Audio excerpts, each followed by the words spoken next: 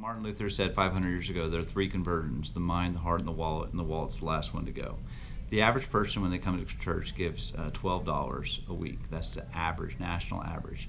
It takes a lot of money to run a church. For instance, our insurance bill here at this church, which is not a huge church, it's a medium-sized church, it's a small church, is about $50,000 a year. So it takes money. But you should always go to church where everything is transparent. Money is transparent. The salaries are published. You know where every dollar is being spent. It's that way at this church. It's not that way at a lot of mega churches or big churches. For instance, I did a funeral for a family that went to a mega church here in town, and they were denied access to a funeral at that church because, quote, they didn't give enough. That's ridiculous. That is a failure to live out your calling as a man or woman of God, in my mind. The family was heartbroken. Their son had overdosed on drugs. They didn't have a lot of money. We didn't charge them to do the funeral.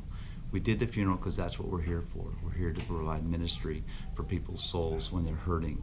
And I think it's very un-Christ-like to say to people, you need to mortgage or go into debt or charge your credit card to support the church.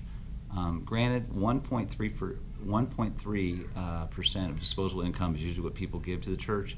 It could be greater, it could be better, and churches could do more, but churches need to do more. Churches need to do more in terms of outreach and reaching out to those that are less fortunate.